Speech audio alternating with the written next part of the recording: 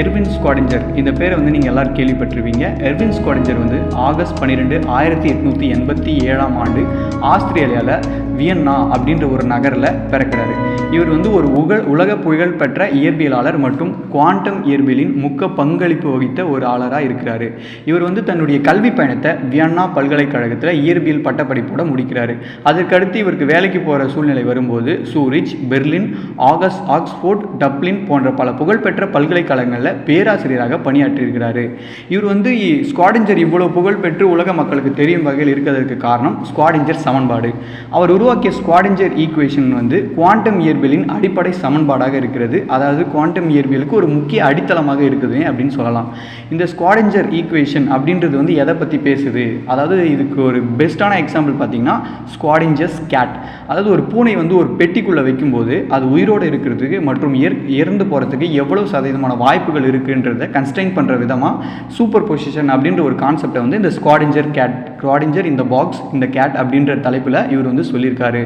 அதே மாதிரி பார்த்தீங்கன்னா இவர் இந்த நோபல் பரிசு பெற்றிருக்காரு. இந்த ஸ்குவாடிஞ்சர் கேட், இந்த ஸ்குவாடிஞ்சர் ஈக்குவேஷன் அப்படின்ற தலைப்புக்காக 1933 ஆண்டு பால் ட்ராக் அப்படின்றவரோட சேர்ந்து இந்த இயற்பியலுக்கான நோபல் பரிசை இவர் வாங்கியிருக்காரு. அதே மாதிரி இவர் ஒரு சிறப்பான புத்தகங்களை எல்லாம் நிறைய எழுதியிருக்காரு. அதில் முக்கியமாக குறிப்பிடும் வகையில் இருக்கிற ஒரு புத்தகம் வந்து வாட் இஸ் லைஃப் அப்படின்ற இந்த புத்தகம் வந்து உயிரியல் துறையில் மிக முக்கியமான தாக்கத்தை ஏற்படுத்தியிருக்கு அப்படின்னு கூட சொல்லலாம். அவரது நினைவாக பல அறிவியல் நிறுவனங்கள் மற்றும் பல இன்ஸ்டிடியூஷன் வந்து விருதுகள் மற்றும் ஆராய்ச்சி மையங்கள் ஸ்குவாடிஞ்சர் இன்ஸ்டியூட் அப்படின்ற அவருடைய பேர்லேயே வந்து நிறைய ஒரு விதமான இன்ஸ்டிடியூஷன்லாம் வச்சு அவரை பெருமைப்படுத்துகிற விதமாக அவர் பேர்களை நிறைய இடத்துக்கு வச்சுருக்காங்க.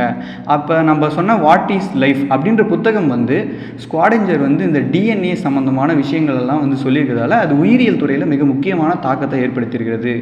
அவரது பெயர் இன்றும் ஸ்குவாடிஞ்சர் வேவ் ஃபங்க்ஷன் என்று உலகம் முழுவதும் பயன்பாட்டில் உள்ளது. அவர் மறைஞ்சாலும் அவருடைய பேர் வந்து இன்னும் உலகம் முழுக்க வந்து இருக்கிறதுக்கு காரணம் வந்து அவர் செய்த சிறந்த கண்டுபிடிப்புகளும் அறிவியலுக்கு அவர் கொடுத்த மிக சிறந்த பங்களிப்பும் தான்.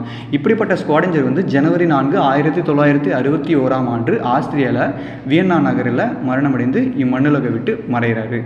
மேலும் சுவாரஸ்யமான விஷயங்களை தெரிந்து கொள்ள கமெண்ட் பண்ணுங்கள். நன்றி, வணக்கம்.